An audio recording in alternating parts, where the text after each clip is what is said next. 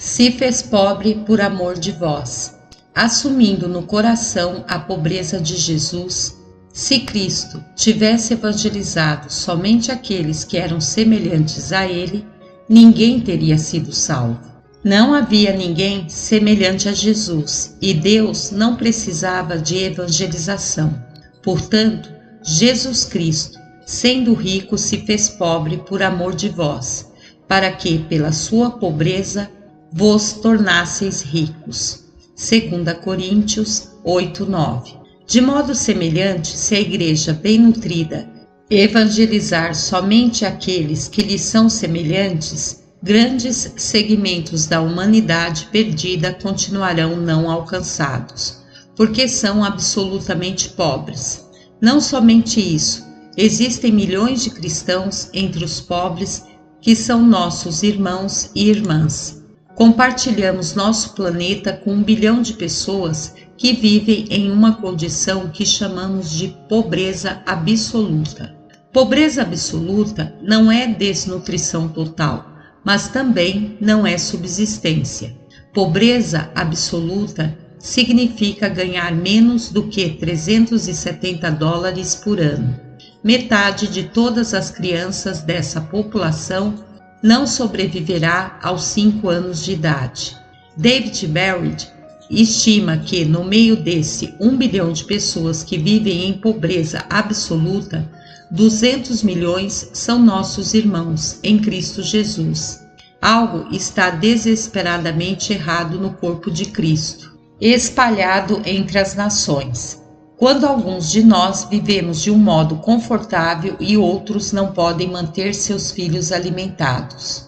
No entanto, mais importante e mais poderoso em nossas vidas do que tais estatísticas é o ensino de Jesus Cristo, nosso Senhor.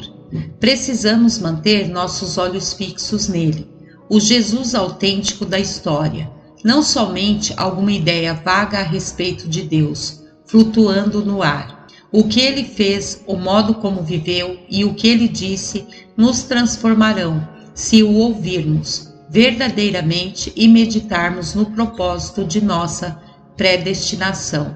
Aos que de antemão conheceu, também os predestinou para serem conformes à imagem de seu Filho, a fim de que ele seja o primogênito entre muitos irmãos. Romanos 8:29. 1. Jesus se tornou pobre, pois conheceis a graça de nosso Senhor Jesus Cristo, que sendo rico se fez pobre por amor de vós, para que pela sua pobreza vos tornasseis ricos. 2 Coríntios 8:9. 2. A mãe de Jesus era pobre, porque Deus contemplou na humildade da sua serva, pois desde agora todas as gerações me considerarão bem-aventurada. Lucas 1:48. 3. Ele nasceu em um estábulo, e ela deu à luz o seu filho primogênito, enfaixou-o e o deitou numa manjedoura, porque não havia lugar para eles na hospedaria. Lucas 2:7.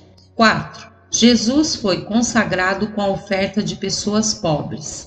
Passando os dias da purificação deles, segundo a lei de Moisés, levaram-no a Jerusalém para o apresentarem ao Senhor e para oferecer um sacrifício segundo o que está escrito na referida lei, um par de rolas ou 2 pombinhos. Lucas 2:22-24, Levítico 12:6-8. Ele foi ungido para pregar aos pobres.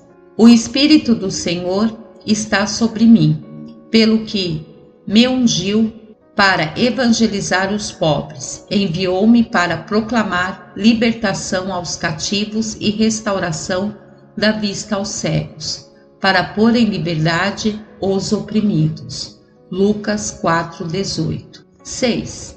Jesus chamou os pobres de bem-aventurados e lamentou a condição dos ricos. Então, olhando ele para os seus discípulos, disse-lhes: Bem-aventurados vós, os pobres, porque vosso é o reino de Deus. Ai de vós, os ricos, porque tendes a vossa consolação. Lucas 6:20-24. 7. ele disse que seria difícil um rico ser salvo. Jesus, vendo-o assim triste, disse: quão dificilmente entrarão no reino de Deus os que têm riquezas, porque é mais fácil passar um camelo pelo fundo de uma agulha do que entrar um rico no reino de Deus. Lucas 18, 24 e 25. 8. Jesus exigiu venda dos bens, ausência de ansiedade e um apego a um estilo de vida árduo. Não andeis ansiosos pela vossa vida, quanto ao que haveis de comer, nem pelo vosso corpo, quanto ao que haveis de vestir.